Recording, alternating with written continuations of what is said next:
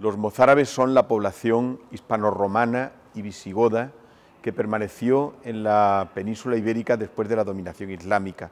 Mantuvieron sus costumbres, su religión, muchas de las tradiciones de los siglos precedentes y sobrevivieron a pesar de haber tenido persecuciones en determinados momentos.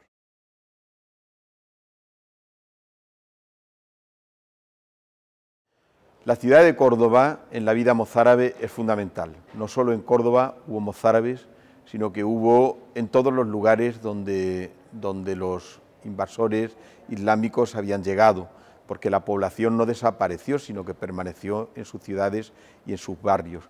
Pero las comunidades cristianas de Córdoba, que eran muy antiguas y con una gran personalidad, decidieron desde el primer momento el mantener su religión y sus tradiciones.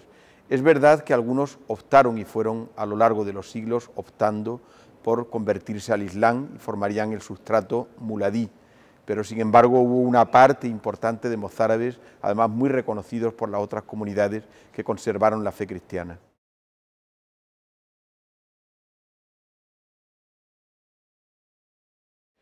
En algunos momentos hubo convivencia pacífica, no lo podemos negar, puesto que tenemos los nombres de importantes personajes mozárabes que incluso fueron consejeros de los califas, pero tampoco se debe negar que hubo persecuciones y algunas muy sangrientas. Nos ha quedado un vestigio que es elemental, que son los mártires de Córdoba.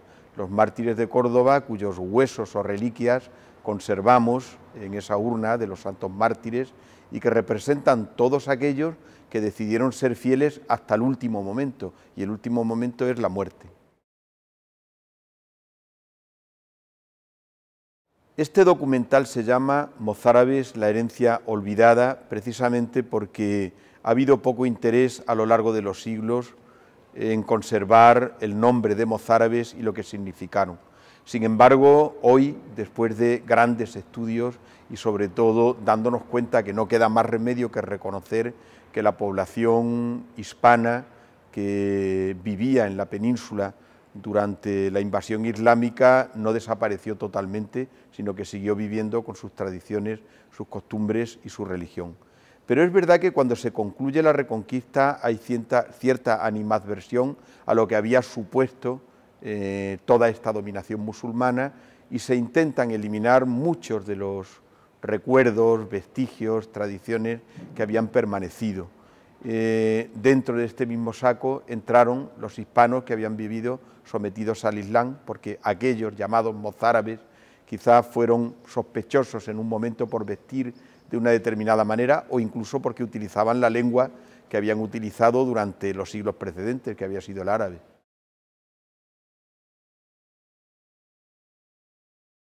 De los mozárabes queda mucho.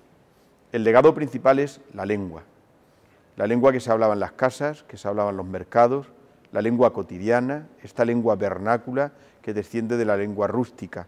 El latín se conservó como lengua oficial, jurídica y como lengua de la Iglesia.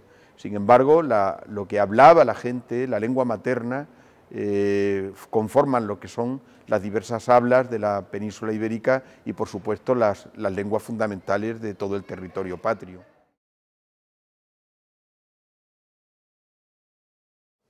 Hay una gran distancia. La Reconquista se culmina hace más de 500 años. Ha pasado mucho tiempo. Pero es verdad que ya desde el primer momento, y el gran ejemplo es el cardenal Cisneros, hubo un interés en que no todo lo que había formado parte de la idiosincrasia mozárabe se perdiera. Se conservó en algunos lugares la liturgia, lo que había sido la antigua liturgia hispana, y sobre todo el legado que para mí es el más valioso y el más colorista, que son los escritos, los grandes manuscritos, los miniados, las miniaturas mozárabes, que después de haber transcurrido 1000 años tienen todo su color y todo su significado.